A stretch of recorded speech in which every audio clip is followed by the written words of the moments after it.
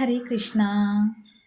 കൃഷ്ണായ വാസുദേവായ ഹരേ പരമാത്മനെ പ്രണതക്ലേശനാശായ ഗോവിന്ദായ നമോ നമഃ. ഹരേ കൃഷ്ണ.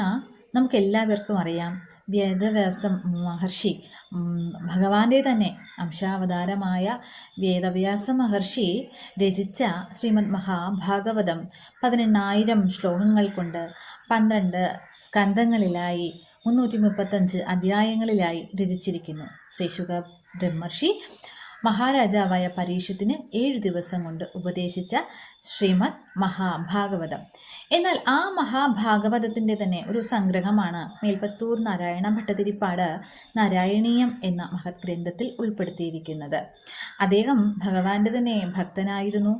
എന്നാൽ ഒരു വാതരോഗത്തിൻ്റെ ശമനത്തിനാണ് അദ്ദേഹം ഗുരുവായൂരിൽ ഭജന ഇരിക്കാനായിട്ട് എഴുത്തച്ഛൻ്റെ ഉപദേശപ്രകാരം അവിടെ എത്തിയത്. എഴുത്തച്ഛൻ പറയുകയുണ്ടായി, ഈ വാതരോഗ ശമനത്തിനായി മത്സ്യം തൊട്ടുകൂട്ടുക എന്ന് പറയുന്നുണ്ടായിരുന്നു. എന്നാൽ ജ്ഞാനിയും ഭക്തനുമായ മേൽപ്പത്തൂർ ഭട്ടതിരിപ്പാടിന് അതെന്താണെന്ന് മനസ്സിലാവുകയും അദ്ദേഹം ഗുരുവായൂർ സന്നിധിയിലെത്തി ഗുരുവായൂരപ്പനെ ഭജിച്ചുകൊണ്ട് അദ്ദേഹം നാരായണീയം എന്ന ആ മഹത് ഗ്രന്ഥം എഴുതി 100 ദശകങ്ങളിലായി ഭാഗവതത്തിനെ സംഗ്രഹിച്ചുകൊണ്ട്. എന്നാൽ നമുക്കറിയാം, ഭഗവാന്റെ ഏറ്റവും പ്രിയപ്പെട്ട ഭക്തനാണ് പൂന്താനം നമ്പൂതിരിപ്പാട്. അദ്ദേഹവും ഭഗവാനെ പല പല കൃതികളിലായി വാഴ്ത്തി പറഞ്ഞിട്ടുണ്ട്, നമ്മൾ കേട്ടിട്ടുണ്ട്.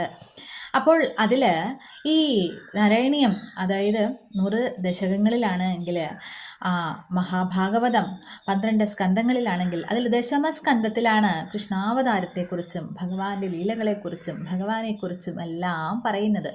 ഭഗവാന്റെ കൃഷ്ണാവതാര കാരണം, കൃഷ്ണാവതാരം, എല്ലാ ലീലകളും ദശമസ്കന്ധത്തിലാണ് ഉൾപ്പെടുത്തിയിരിക്കുന്നത്. ഈ ദശമസ്കന്ധത്തിനെ തന്നെയാണ് പൂന്താനം നമ്പൂതിരിപ്പാട് തൻ്റെ 108 ഹരി എന്ന കൃതിയിൽ ശ്ലോകങ്ങളിലായിട്ട് ഓരോ വരികളിലായിട്ട് ഭഗവാന്റെ ഓരോ ലീലകൾ പറഞ്ഞിട്ടുണ്ട് എന്നുള്ളതാണ്. ആ ഓരോ വരി വായിക്കുമ്പോൾ തന്നെ നമ്മുടെ മനസ്സിൽ ഭഗവാന്റെ ഒരു ലീലയാണ്, അതായത് അധ്യായങ്ങളായിട്ട് എഴുതപ്പെട്ട ഭാഗവതത്തിൽ എഴുതപ്പെട്ട ആ ലീലകളെ ഒറ്റ വാക്കിൽ അല്ലെങ്കിൽ ഒറ്റ വരിയിൽ പൂന്താനം നമ്പൂതിരിപ്പാട് എഴുതി വച്ചിരിക്കുകയാണ് എന്നുള്ളതാണ്.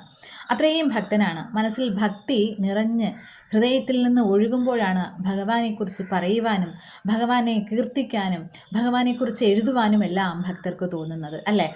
അപ്പോൾ അങ്ങനെ പൂന്താനം നമ്പൂതിരിപ്പാട് രചിച്ച 108 ഹരിയിലെ ഓരോരോ ശ്ലോകങ്ങളായി ഇനിയുള്ള ദിവസങ്ങളിൽ പറയാമെന്ന് വിചാരിക്കുന്നു. അതിന് ഭഗവാന്റെ അനുഗ്രഹമാണ് ഏറ്റവും ആവശ്യമായിട്ടുള്ളത്. പിന്നെ നിങ്ങളുടെ